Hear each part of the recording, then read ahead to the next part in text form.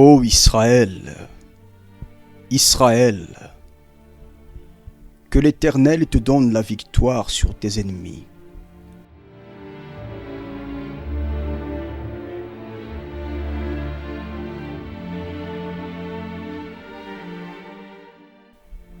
Ô Israël, horloge prophétique, que l'Éternel se souvienne de son alliance avec Jacob et qu'il écrase tes adversaires.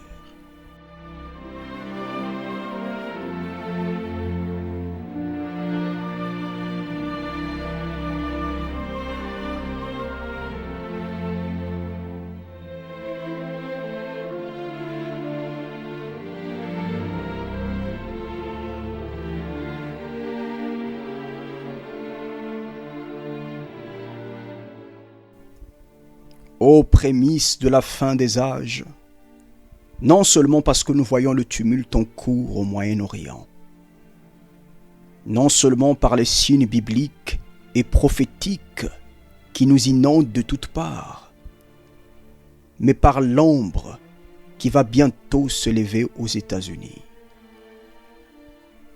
Avec cette réélection de M. Donald Trump,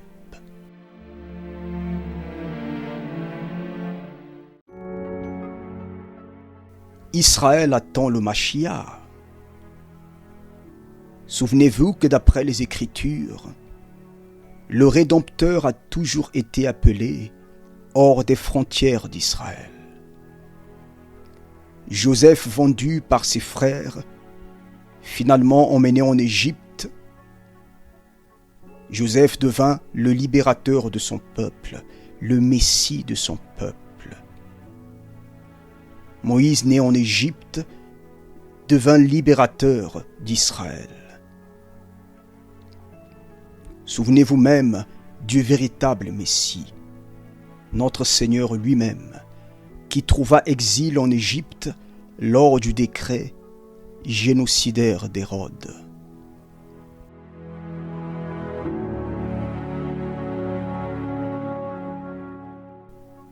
L'Égypte étant pour l'époque les États-Unis d'aujourd'hui. Le Messie viendra donc de cette nation, cher auditeur. Un juif qui sera oint par un prophète juif. Les deux visages sont déjà sous nos yeux, cher auditeur.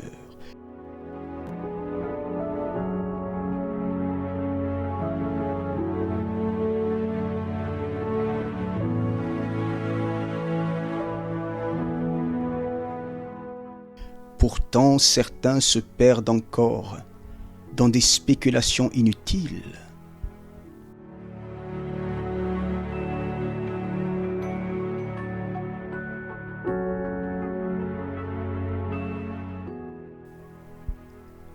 Le Mashiach est le visage même des accords d'Abraham. Toutes les familles de la terre seront bénies en toi.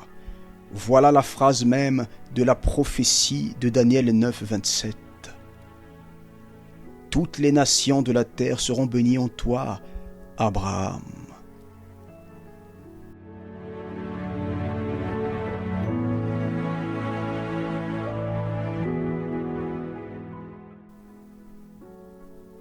Ô prémices de la fin des âges, non seulement par l'instabilité au Moyen-Orient, non seulement par les signes bibliques qui nous inondent de toutes parts, mais par l'ombre qui s'est déjà levée aux États-Unis.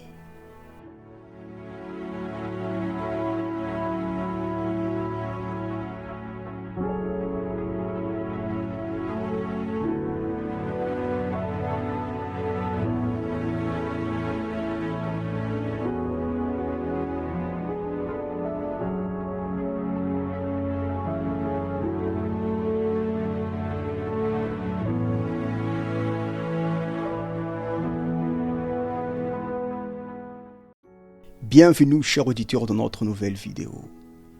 C'est avec un immense plaisir que nous revenons vers vous. Comment allez-vous depuis? Vous nous avez manqué. Vous nous avez énormément manqué.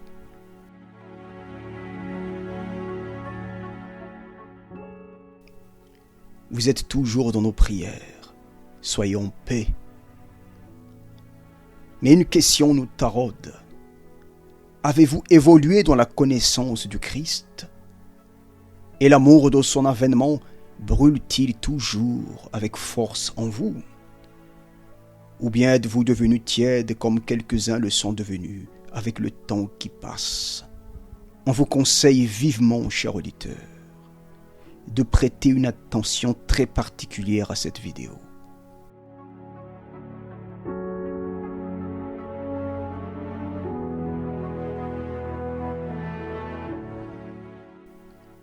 Église, notre départ approche. Ne soyez pas des vierges folles qui ne prirent pas de l'huile en réserve par négligence et par incrédulité. Bien-aimés, depuis des années, nous ne cessons de crier de par le monde, « Voici l'époux, allez à sa rencontre ».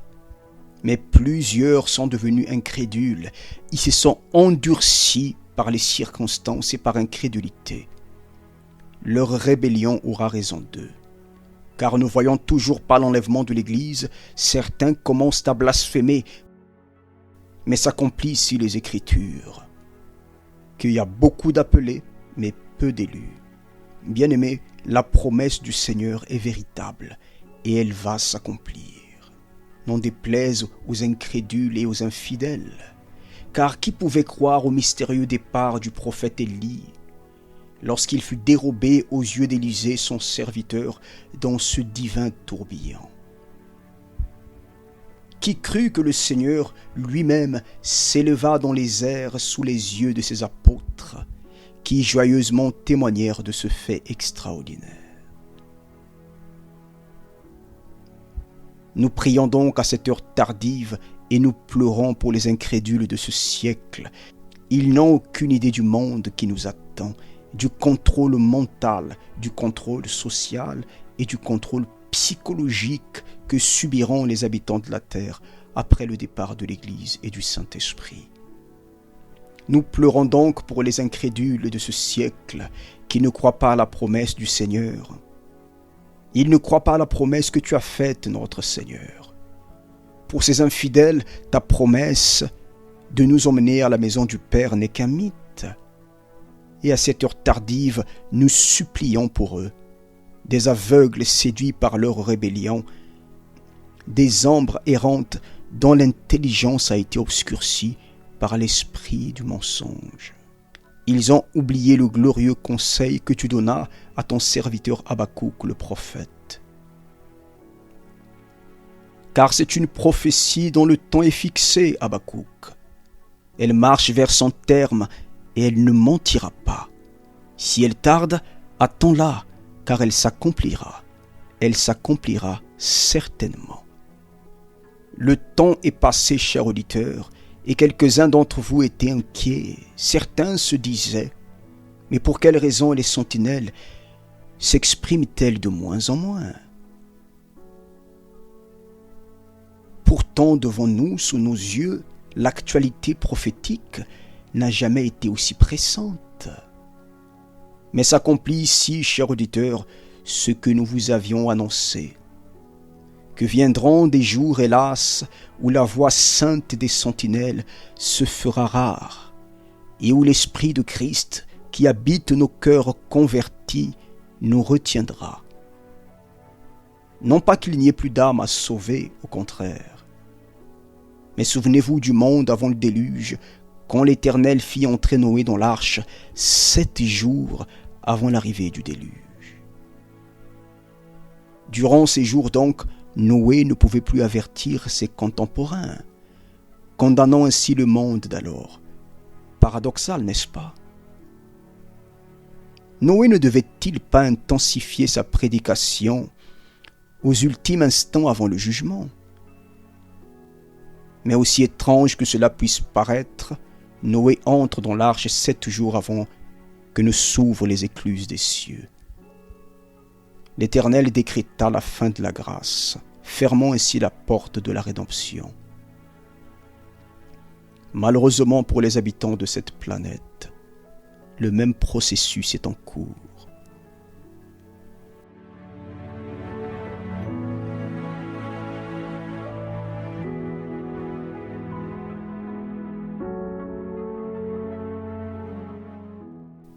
Voilà pourquoi, bien-aimés, pendant qu'il est encore temps, avertissez le maximum de gens que vous pouvez avertir.